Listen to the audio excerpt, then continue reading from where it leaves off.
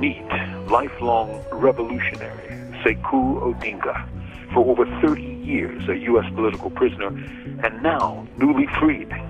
We'll hear about Sekou's youth, manhood, and life as a resistor against the U.S. empire, member of the Black Panther Party, and prisoner of the state. He was, as a youngster, a follower of Malcolm X and a member of Malcolm's Organization of Afro-American Unity, or OAAU. He continued to follow the Black freedom movement into revolutionary and nationalist movements. He was born Nathaniel Burns in the Bottom, Jamaica, Queens, New York, in 1945. The struggle for freedom took him all the way to Algiers in Algeria, where the Black Panther Party had its international section under the late Minister of Information, Eldridge Cleaver. Today, he still fights for freedom. Let's have a warm welcome from inside the activist studio for Brother Sekou Odinga.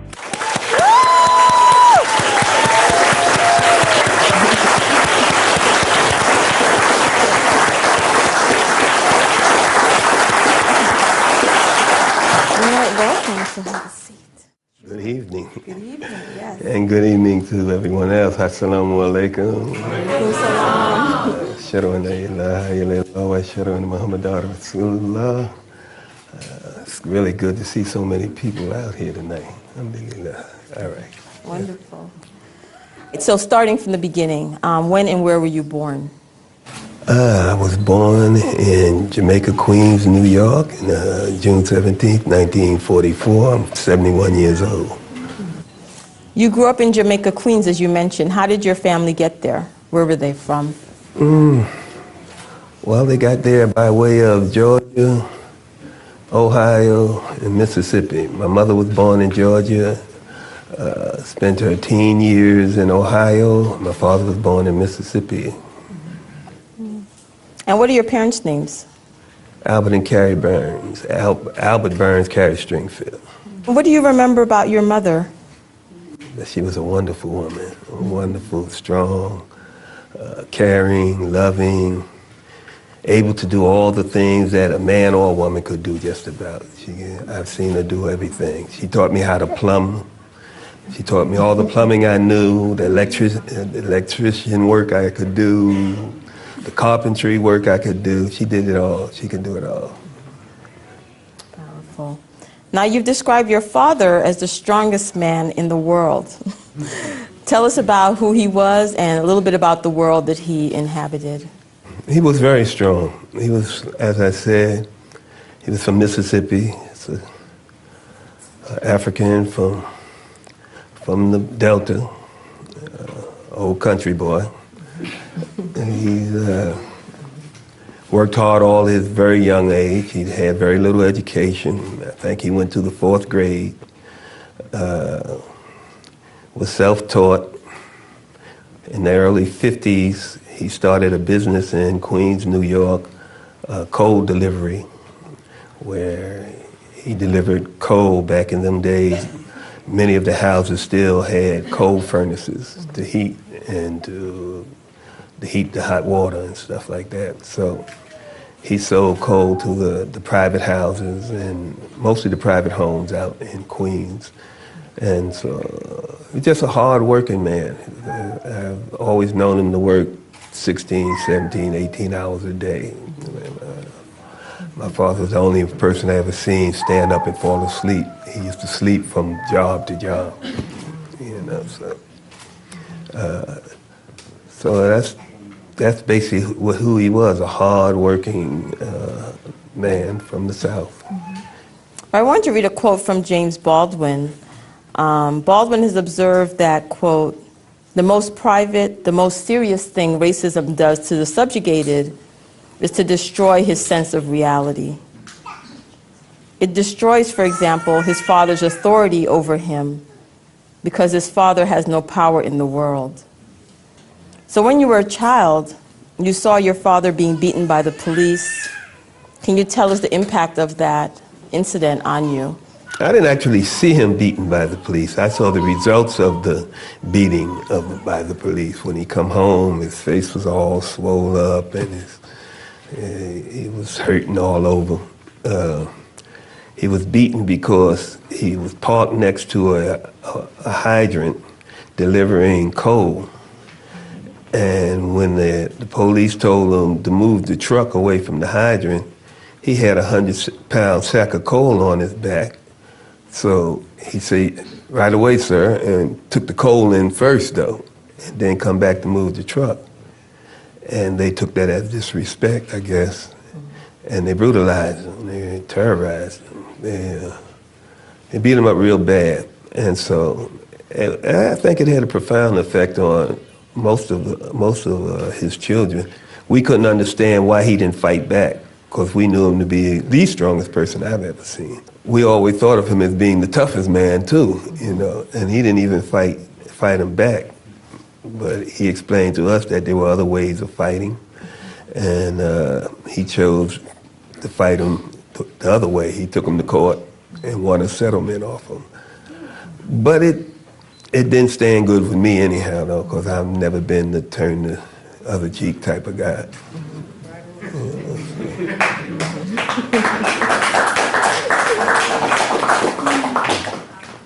Now, what did it feel like for you to go through the public schools in New York in the 1950s?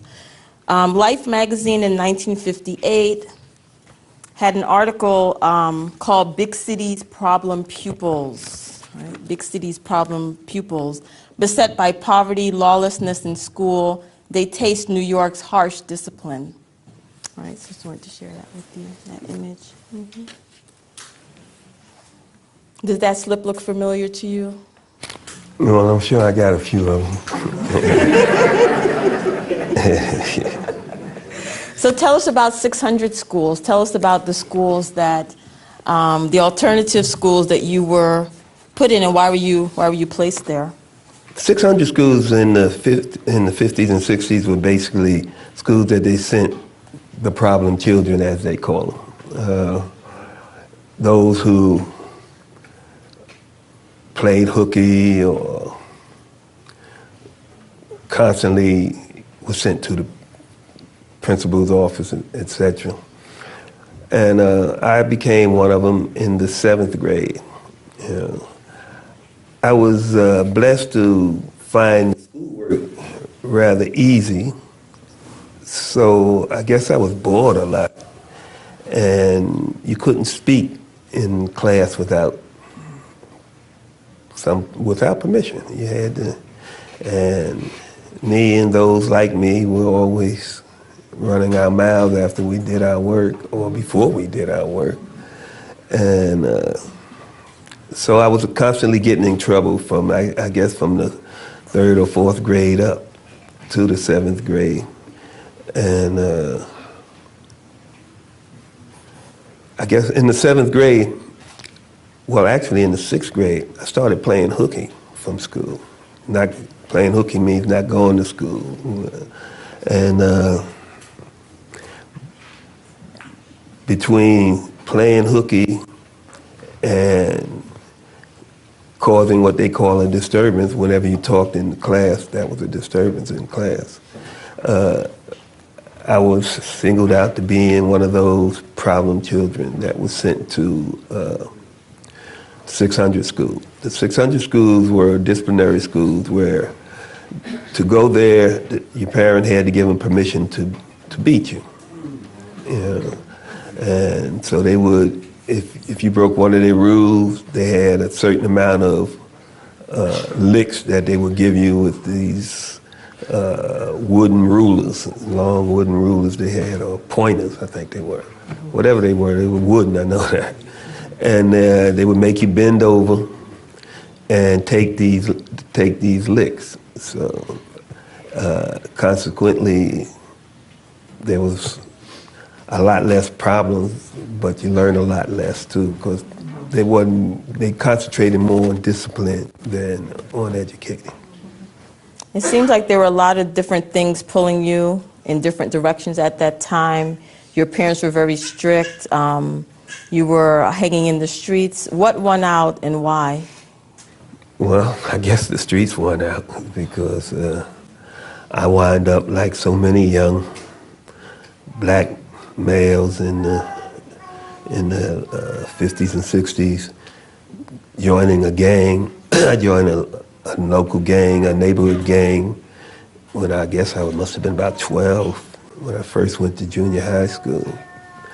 And so that meant I had to be with the gang, you know, so against my parents' will and their orders, I was always running in the streets with my gang, you know, so getting in trouble, I got in a lot of trouble, you know. Not big trouble, nothing nothing that sent me away, but enough to take you down the precinct and get beaten by the police, the local police. 103rd Precinct was notorious for beating the youth in those days. So I took my share of whippings from them and then went home and took them from Pop. You know, so. And then you ended up in prison.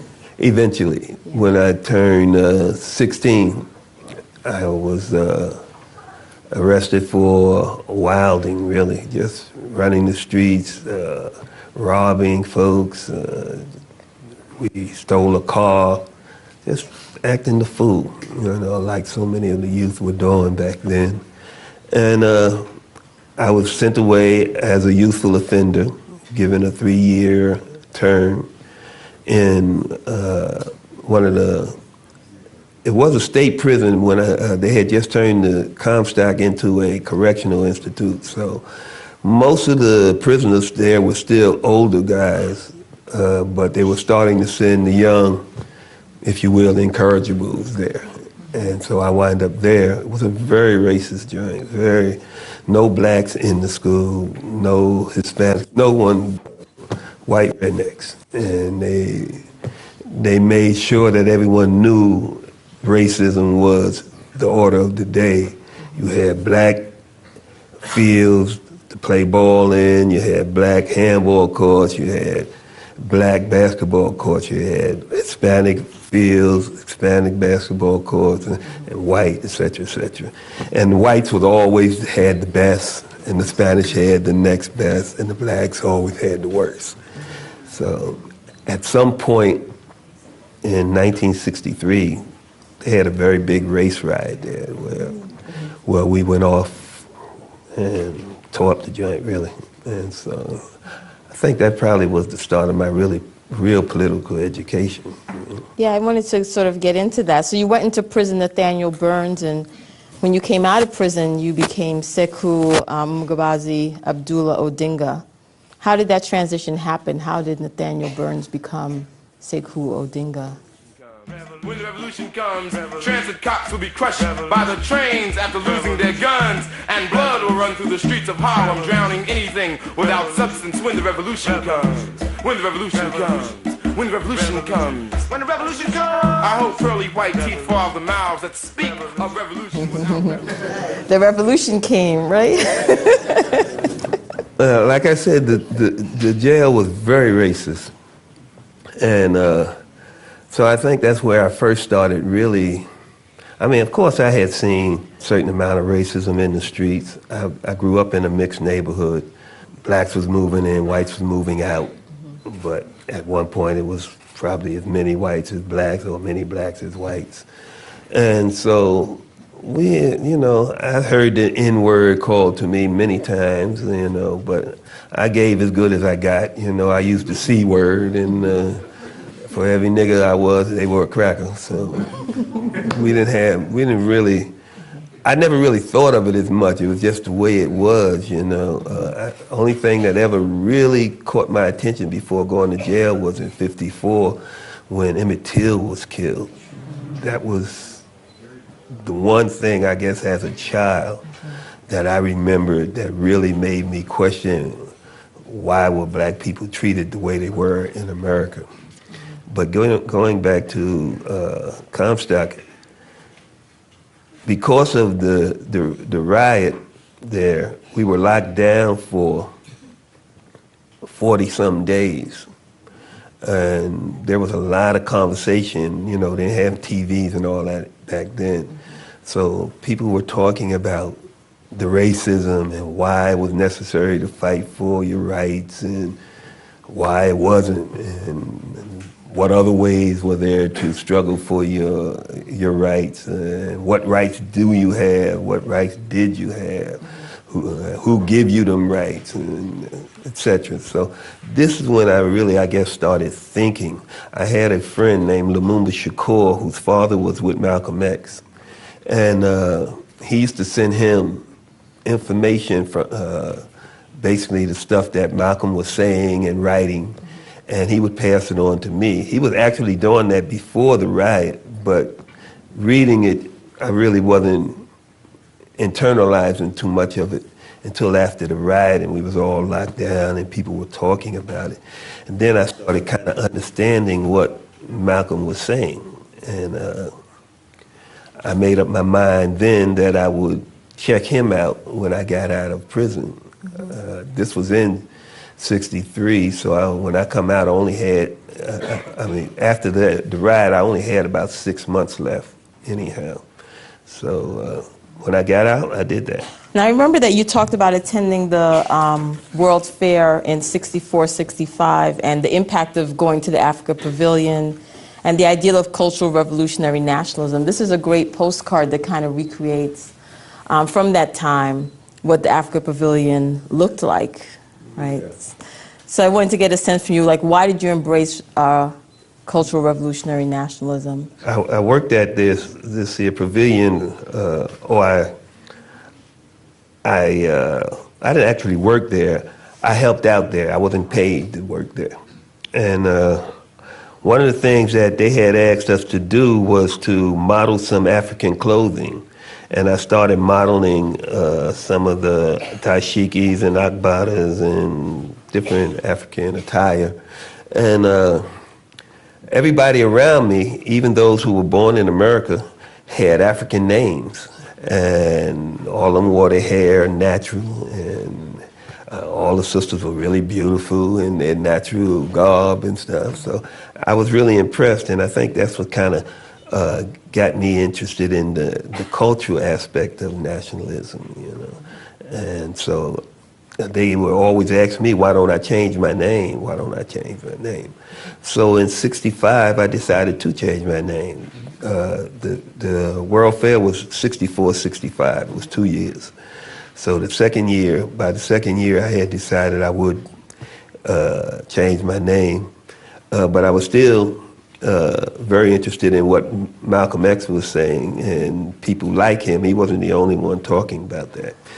And so I got involved with the nationalists in Harlem, and I joined the Organization of African OAAU, the Organization of Afro-American Unity.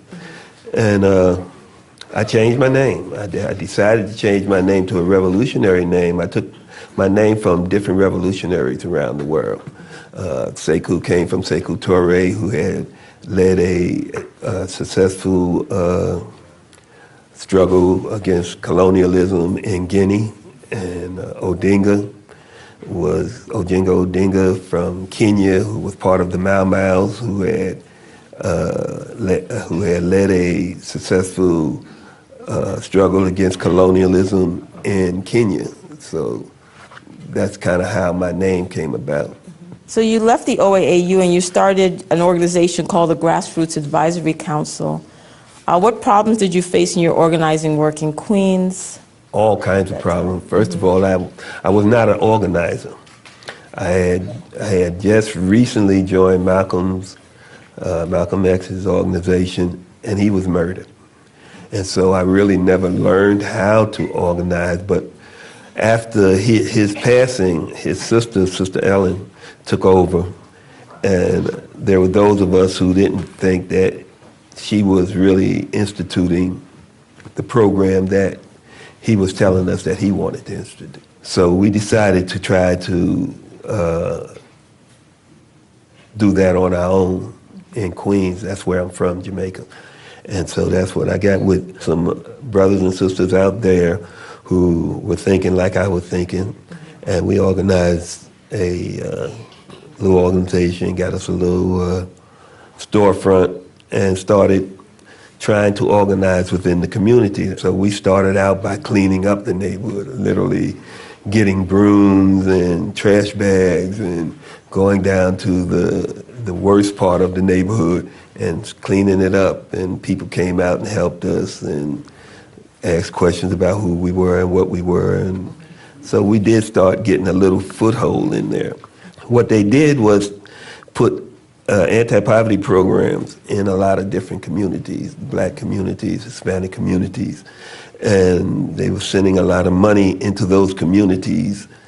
And when we heard that they were sending money into our community to help, supposedly to help better the community, we wanted a part of it.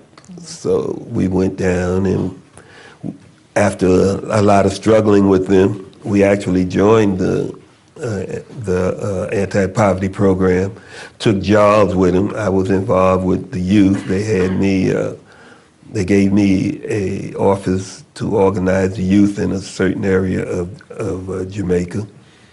And, but we could never get the funds. The funds was never available for no programs. It was always you write the program, you submit it, and it always was denied, not enough money. So we got kind of discouraged or disgusted with the anti-poverty program. Around that time, this was 66. Around that time, we started hearing about the Black Panther Party out in Oakland. Mm-hmm. So some of us decided that sounded more like what we wanted to be involved in. And so some of us went out there, about 4 of us went out there to check it out. And they sent the message back that this was the real deal and we should check it, we should try to get involved with it. Around the same time, people from Oakland was coming to New York from the Black Panther Party, the Central Committee of the Black Panther Party. Mm-hmm. And they were looking to start a chapter in New York. So I went to one of the early meetings. I think it was the first meeting they had. And when they decided that they were going to actually start one there, I joined. So when you joined the Panthers, during the interview beforehand, you discussed people just flooding into the offices and people being very interested in becoming part of what the Black Panther Party represented at that time. It was much like today. It was rampant police abuse, police brutality, police murders, you know, the same problems like bad housing, bad schools, poor, lots of unemployment, poor working conditions. I mean, just whatever's wrong today was wrong then, you know. And so we thought that this was a vehicle that we could use to try to change some of that. And so we got with them. I became a section leader of the Bronx, but we didn't even have a Bronx office, you know. But because the things were so bad in New York, it just seemed like the youth was thinking like I was. It was just so many we started here in Brooklyn at LIU, and we started with about, I think the first meeting we had about 50 people, 50, 60 youngsters. And every Saturday it got more and more until they were all out in the street. They couldn't get in the building. It was just, they mobbed it. Everybody wanted to be part of it. So when I say everybody, of course, that wasn't everybody, but so many of us did want to be a part of it. So we decided that we had to open offices in different places in the city, and we started opening offices around the city. Mm-hmm. Jamaica, Queens, Bronx, Harlem, Mount Vernon, Brooklyn, and 2 or 3 offices in Brooklyn. Well, we have some images of the Panther office. What was your day like as a Panther on the streets of New York? It was a lot of work. We was always trying to come up with programs to deal with the different problems. We initially started working on some of the housing problems in Harlem, Bronx, because there was a lot of them. And the first was always the police brutality. We started working around that. The Black Panther Party initially started to deal with the police brutality in Oakland, California. The brothers and sisters would follow the police around and watch them as they did their job. When they stopped someone in the street, the brothers and sisters would get out of their cars with the law books, and then you could carry guns legally as long as you kept them open. So they would watch the police do their job with their guns on their shoulder and their law book in their hand. And if they seen the police doing something wrong, they would tell them, hey, you're not supposed to do that. Brother, you don't have to let him do that. And he would read them the law. So that was one of the programs we started trying to do in New York, is deal with some of the problems with police brutality. And housing was the next problem that I can recall that I personally was working with them on trying to do. And selling papers. Everyone had to sell a certain amount of the Black Panther paper to help finance the different programs that were going on. That winter we started a clothing drive where we would gather clothing from the different stores and the cleaners, and we would give the clothing out. We started food giveaways. We started a program where we would accompany the seniors to the banks on their Social Security Day when they got their checks, because it had become a problem in Harlem where some of the drug abusers would single out their neighbors that they knew were getting Social Security and would rob them. So we started taking them to the bank, then go to them to the stores with them, and just protecting them. And it brought about a lot of support from the community, you know. Now, in the fall of '68, 21 Panthers were arrested on false charges. Can you tell us about that? We have a picture of the Panther 20, some of the members of the Panther 21 there. Well, like you say, it was in '68, so it's a long time ago. But what I can basically remember on that day, what they did, it was try to arrest all of the leadership from the Bronx Harlem chapter of the Black Panther Party, and that totaled 21. Part of the idea that they had was that even though these charges were ridiculous, blowing up the Botanical Gardens, going to blow up the Lincoln Tunnel, was going to bomb some department store during Christmas or Easter, during these type of ridiculous charges. But they didn't really care whether the charges were ridiculous or not. What they were doing was taking the leadership off of the streets and making then they were not effective in organizing in the streets, obviously, if they're not there.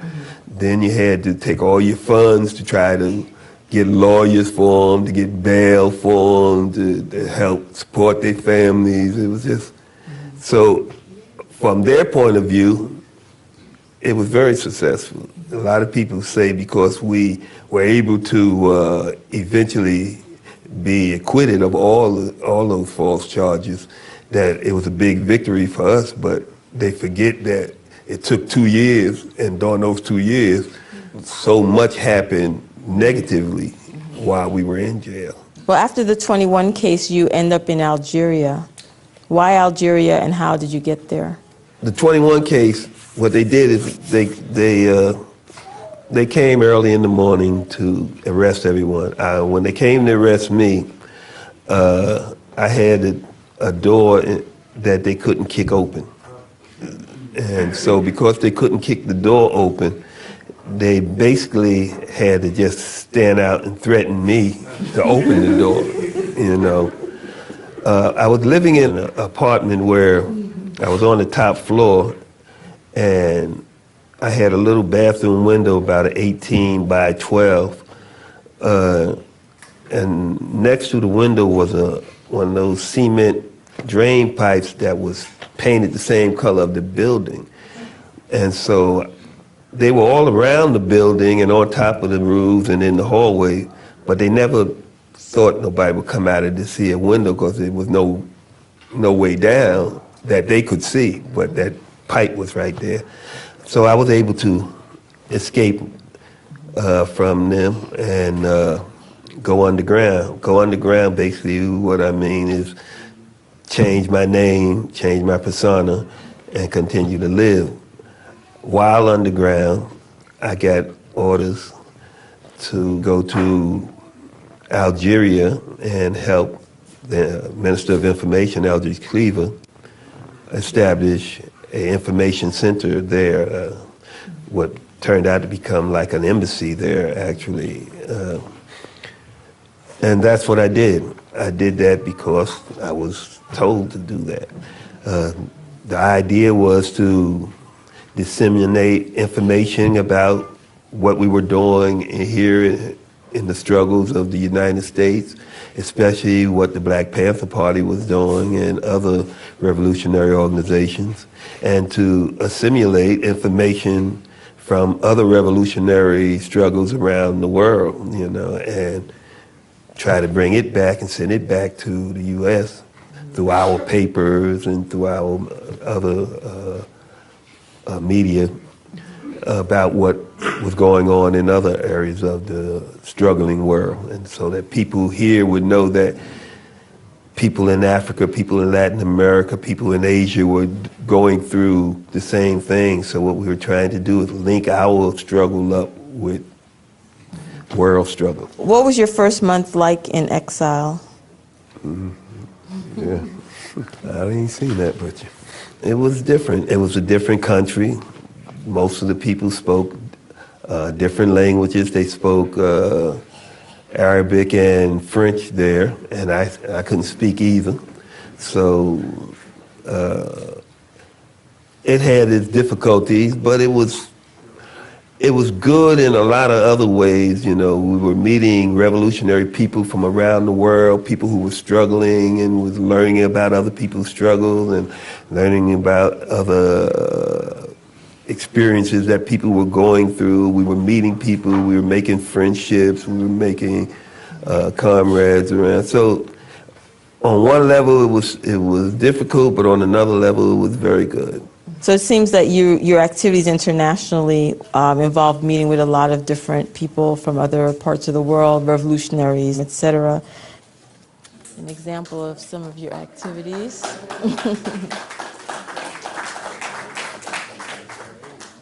That was a picture of us in our embassy in Algeria. That was Eldridge Cleaver, D.C. Cotton. At the time, it was the head of the PLO, Yasser Arafat, and that was me in behind there.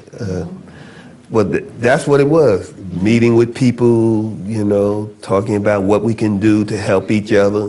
Now, one of the things of note, I think, is that people built families during their time in exile. People like Kathleen and Eldridge Cleaver, Pete O'Neill and Charlotte O'Neill as well. What are some of your fondest memories of comrades and friends and those sorts of things? Just being with them. You know, I lived with Pete O'Neill and Charlotte with their young son, Malcolm, at the time. My wife and 3 of my children were with me. My twins, I had twin boys and a daughter with me. One of my twins right there.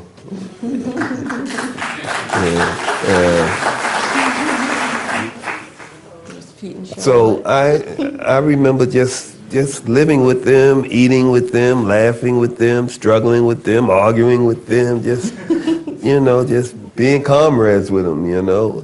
Not just them, it was, like I said, it was about 21 of us there. My closest comrade's name was Larry. Larry Mack came from Queens with me. We had required reading. And our required reading would always bring about a lot of very good discussions. We would always discussing the books that we were reading, arguing about them. What did this mean? What does that mean? And so those are the type of memories that I think of fondly. Well, what changes in Algeria prompted your return to the U.S.? The ability to do the work. At some point, it became impossible to do the work. The United States government was not happy that we were making such good friends in another part of the world and was getting so much respect from so many people. And they put the pressure on the Algerian government to, well, they tried to get them to get rid of us, to put us out. They refused to do that, but they did for economic reasons. Economic reason meaning that they signed a big gas contract, natural gas contract with the United States, and one of the United States' demands was that if they were going to sign that, then they would have to quiet us down. And they did that. They told us we would have to turn everything over to them before we sent it to the States, which kind of said to us, well, all right, our days here is probably up. So we start trying to make preparations to leave. And how did you resume your work in the Black Power movement when you came back to the U.S.? Again, I went underground, and I continued to do the things we had been doing. By the time I got back, it was a little better organized than it was when I left. And so I was able to get with other people who were working underground and continue to work to support the above ground and to do the things that we needed to do to try to help free our political prisoners, our prisoners of war. And how would you explain this underground to someone who knew nothing about it? When I say underground, and what people mean when they say underground, is that you're working under assumed names. You know, you change your name, you change your persona, you try to present to the world a front that will make you seem like everyone around you, and continue to do the other work that you were doing while living that front. That's kind of basically, I guess, in short, what I would mean by underground. So were there women, white people, and other people of color involved in the underground? Yeah, they were from every race, from every community, I worked with what we call mother country radicals, A lot of them came out of organizations like SDS, Weather Underground, Peace and Freedom, and then the Hispanic, like the Young Lords and other organizations that they were involved in. So we worked with a lot of folks. We worked with everybody that was willing to work with us and have the type of principles and the aims and goals that we had. Well, why did the movement decide to liberate Assata Shakur? Mostly opportunity. The opportunity presented itself, and it seemed possible. We were always looking for any of our comrades to help any of our comrades to be free. So when the opportunity showed itself and we were able to check it out and thought it was a good opportunity, that's how she was chosen. I think we were always, and not just us, all comrades were always looking for an opportunity to help free a political prisoner or prisoners of war. And so when that opportunity came, some of the folks that I was working with, we took the opportunity. What do you remember about visiting Assata while she was incarcerated? Assata was Assata. If you knew her, she was very intelligent. She was very focused. She always had ideas about what you could do to help in the community, what you could do to help a particular comrade, what you needed to do to make yourselves more efficient. And so visiting her was that's how visiting her was, you know. But she was a warm person. She was funny. She was real. She was just a real person that, like anybody, well, not just like anybody, but she was someone that I think, was intelligent, committed, and always ready to give you some advice or to help you do what it is that you needed to do. Now, this past November 2nd marked 36 years since Assata was liberated from prison. So why did this woman, Assata Shakur, become so important to the movement? I think because of her commitment, because she was like me and you. She was regular people, and she was a captive, a political prisoner who found a way to be free when they told us she would never be free. And so it was an important victory for that in itself. But I think when you look at her, she just looks like any other sister, you know, that might be in this audience, you know. So people could relate to her. And so I think that's why she became so important, and people could see that, you know, this is who I am, who we are, and the need to free our political prisoners was there, and she just made it real, you know, that, and she made freeing political prisoners real, that, oh, you could actually free political prisoners more than one way, you know, so that was...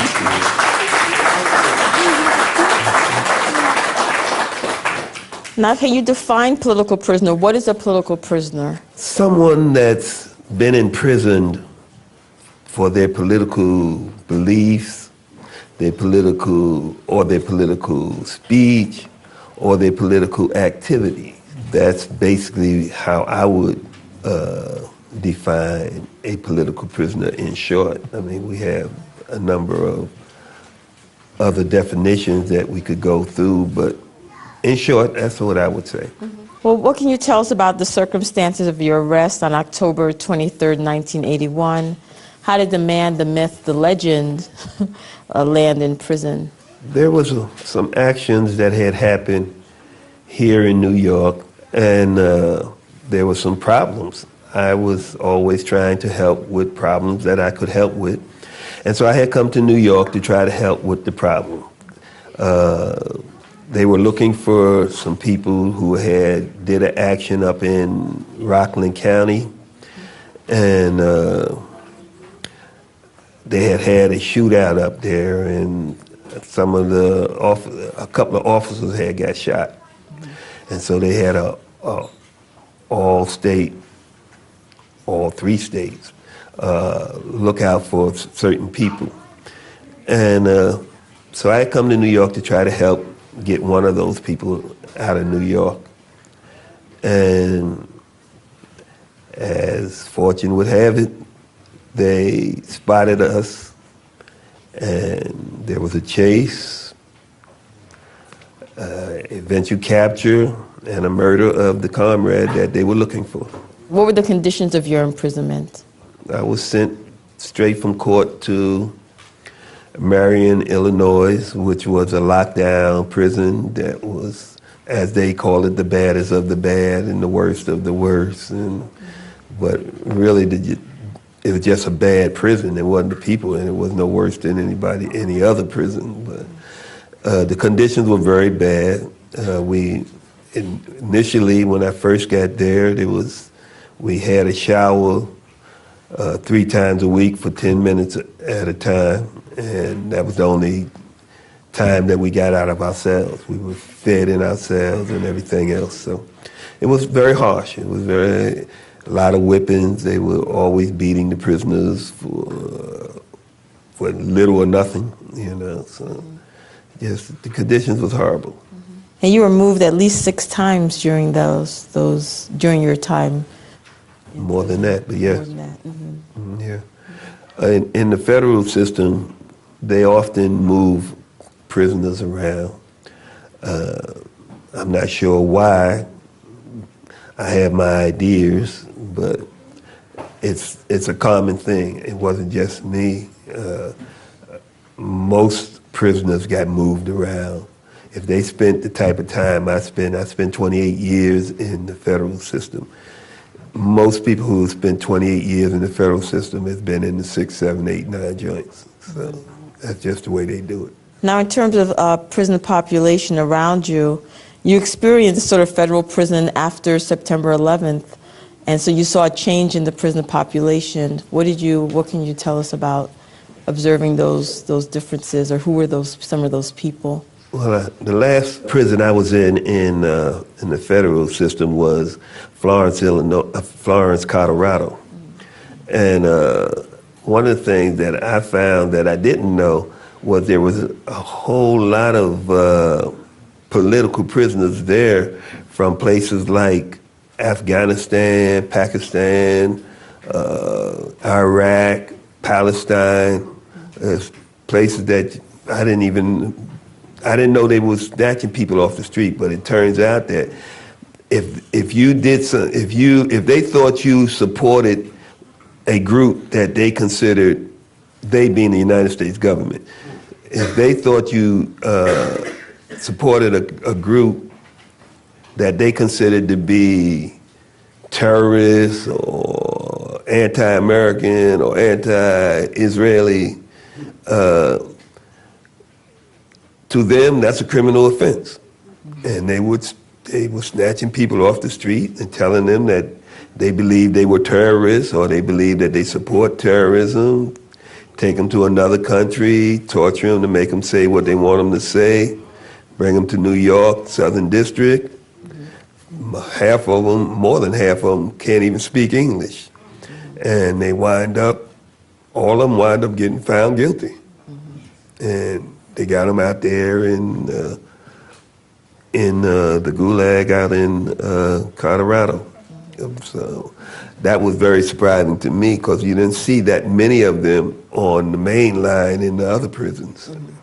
So I had seen some, but most of them I had read of, people like that came out of the World Trade Center buildings, the bombings from that, and the blind sheikh and people that were with him that we knew about. So I expected to see them. In fact, I did time with them in different federal joints, but I didn't know that they were just picking people up off the streets in these places and locking them up.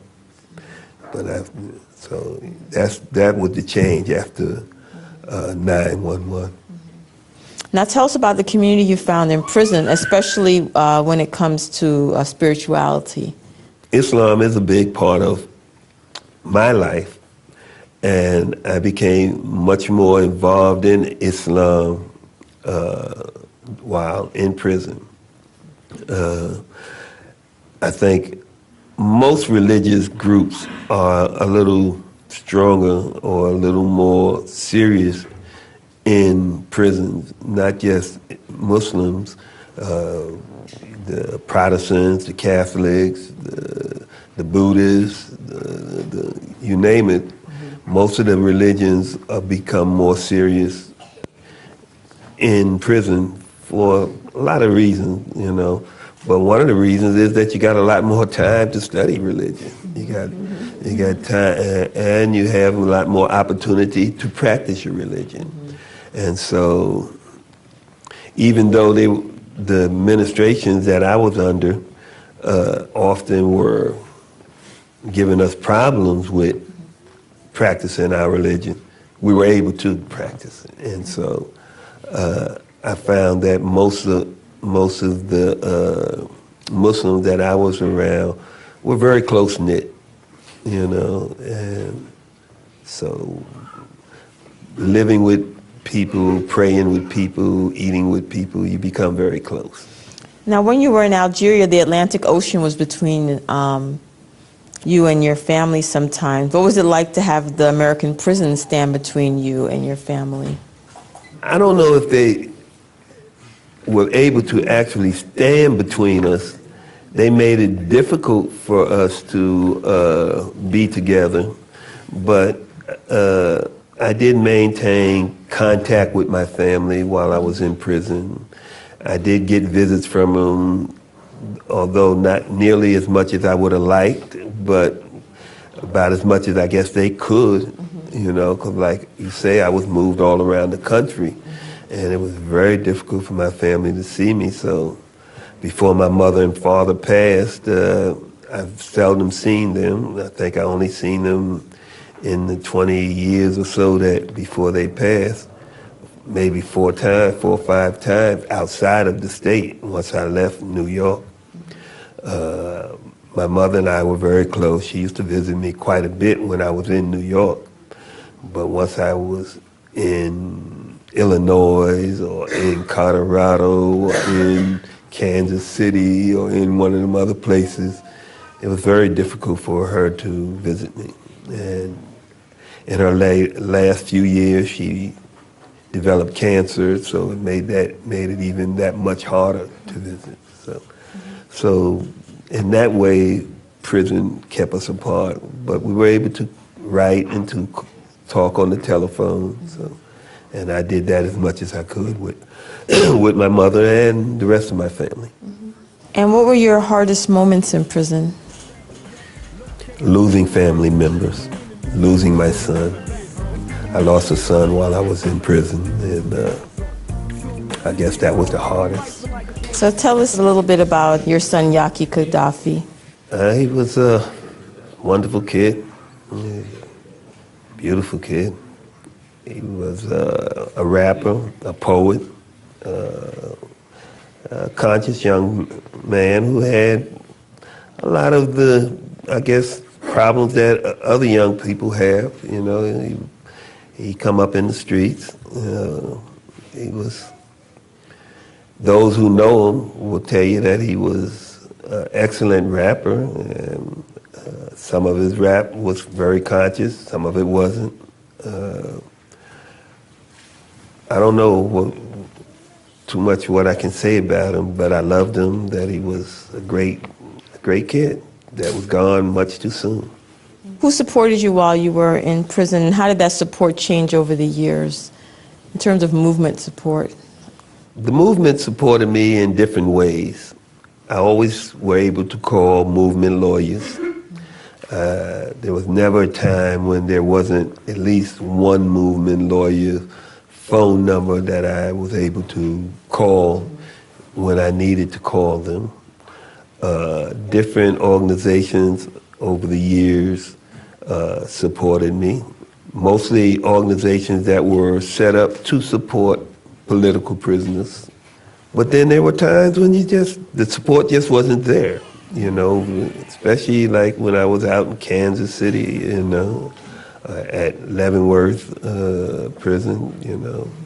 There were times when we just didn't have the support. It wasn't there, you know, for whatever reason. You can name any number of reasons why, but there were times when there was no physical support. When I say physical, I mean like funds for commissary or funds for a pair of sneakers or whatever you needed.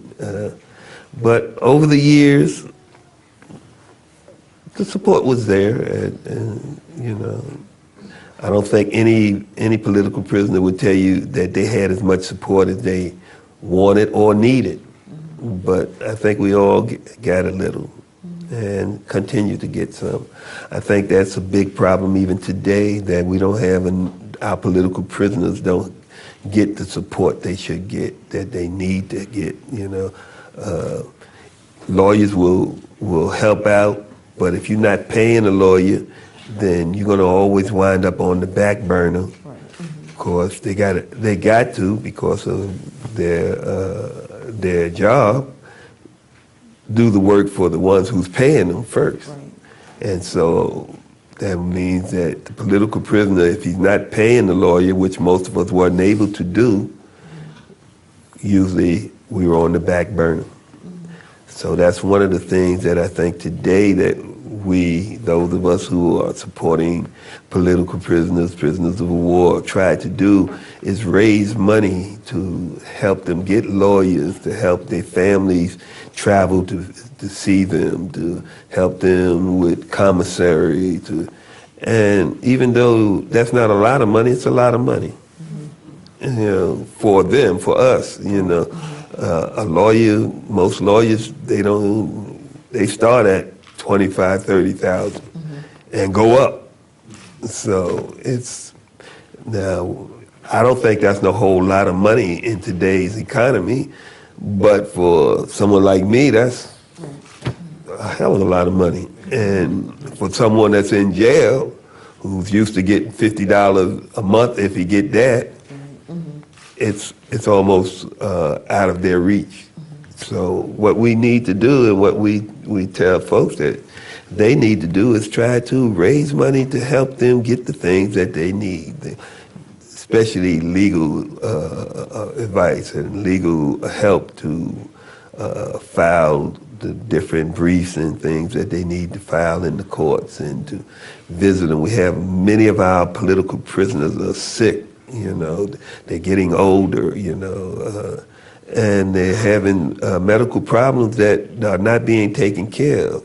And we need lawyers to get in there to demand that they get the care that we need. Doctors, we need our lawyers to get in there to demand that they get the doctors that they need. They need the medicines. There's like Mumia, if he could get certain medicines, he probably would be a whole lot better. Right now, they're trying to kill him out of medical neglect. Seth Hayes, same thing with him. Kamal Siddiqui in Atlanta. Just so many of them need the aid.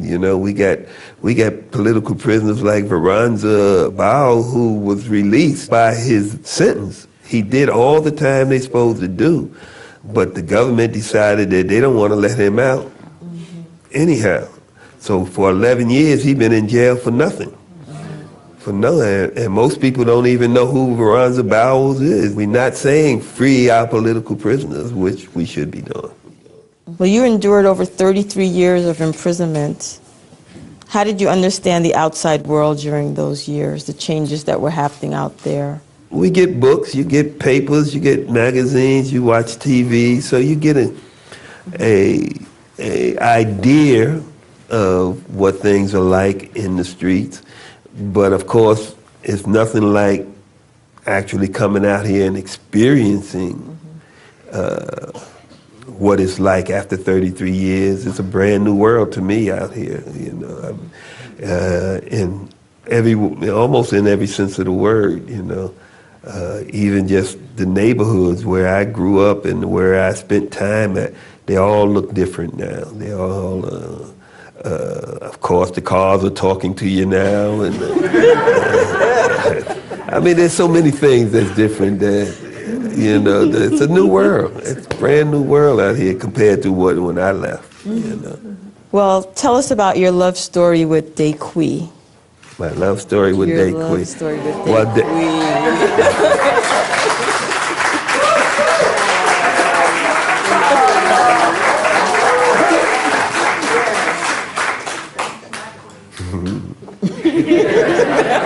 Well, I met Daquis while in prison. As you see, the picture there was us in prison. She was a activist herself. She is an activist. She was working on helping political prisoners of war, get what they need and get information out about us. And we became close when she started working on my case in particular. I asked her would she help my son organize a defense committee for me. And she agreed to do that, and so we were constantly back and forth talking to her on the phones, and it just, initially when I first seen her, she's such a physically beautiful woman, so that already caught my attention, and then to find how intelligent she was to go along with that enhanced it, and her commitment just put it over the top. So you would have to ask her, about why she would mess with something like me. I have no idea. I'm happy. I always say that the Creator sent her to me. and that it was something maybe.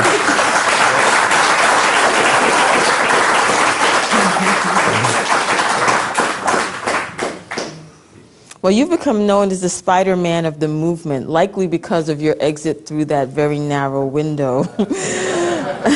How did Spider-Man get out of prison? Well, I was able to file a brief about a jurisdictional question that I found that the government and the state had messed up on. And from filing that brief, that basically took 28 years. They gave me back 28 years. And so that made me immediately eligible for parole. If I had made parole, I would, of course, went back into court to argue. My argument was that they were supposed to release me in the first place. That was my argument. And it was a winning argument, actually. They really did make a mistake, and their laws say when they make that mistake, they pay the price. And so that's what I was pushing at them, that you made the mistake, you released me, you ain't have no right to get me back now. And so that's kind of how I got out here. So you were released from prison November 25th, 2014. So what has a year in freedom meant in the life of Sekou Odinga? Struggle, continued struggle, love of family and friends, commitment to those I left behind. That's my family there. That's all my boys. Yeah. No, that ain't all of them. But that's at a basketball game the first time we were able to go to a basketball game together after I come home. But that's what it's been. It's been just getting to know my family again, getting to know my grandchildren, my great-grandchildren, you know, building a life with my wife, a home with my wife, committing myself to the struggle of the brothers and sisters that's left behind in the joint, trying to help in any way I can to bring attention to political prisoners, prisoners of war, and to work on Abdullah Majid's case in particular of his commitment. He's someone that I've known all my life, or we grew up together. We were pre-teens. I met him when he was about 9 and I was about 12, something like that, or 8. I think maybe he was about 8. I don't know. I know he was 3-4 years younger than me, because his older brother and I went to school together. That's how I met him. But he was part of the Grassroots Advisory Council with me, and he was part of the anti-poverty program with me and the Black Panther. So we come up through the ranks together. So I'm committed to trying to help bring him home. I believe he's in jail because they couldn't find no one else. And they I don't believe he done what he did, what they say he did. And if he did, I would still be working to try to bring him home, because 33 years is way enough for me. Which I would say to that also, that, you know, we do have a right to struggle. You know, we have, by any means, we can't let those who oppress us tell us how we must struggle.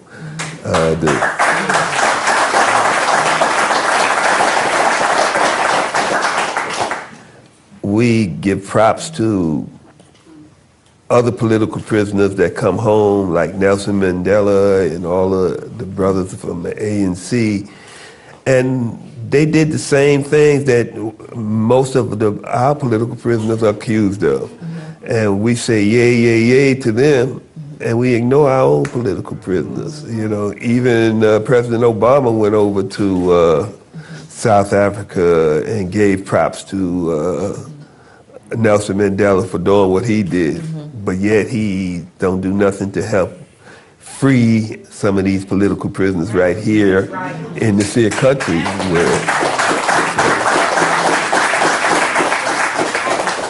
think it's clear to a lot of us who've been studying this whole phenomena of political prisoners that COINTELPRO was at the bottom and the top of why so many of us were illegally and unfairly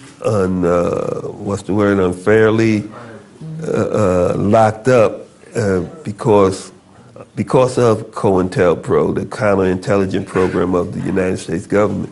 And their own committees, like the church committee and the other committees that looked into that, all say the same thing, that it was illegal.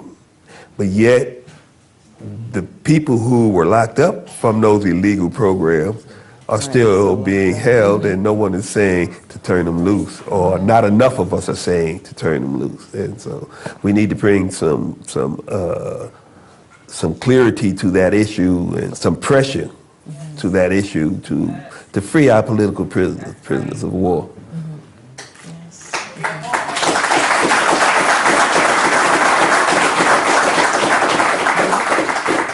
So what's next for Sekou Odinga? Same thing.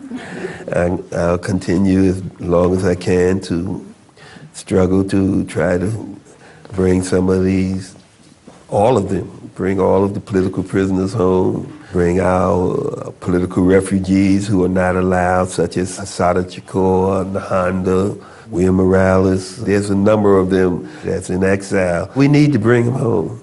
And they won't be allowed to come home and live freely without us doing something to make that happen. So that's what's next for me, to continue to work to help those who I've left behind. Well, we thank you so much for your time and for your story, for your commitment, your sacrifice. All of it is so inspirational. So I just want to pause and just let us acknowledge and,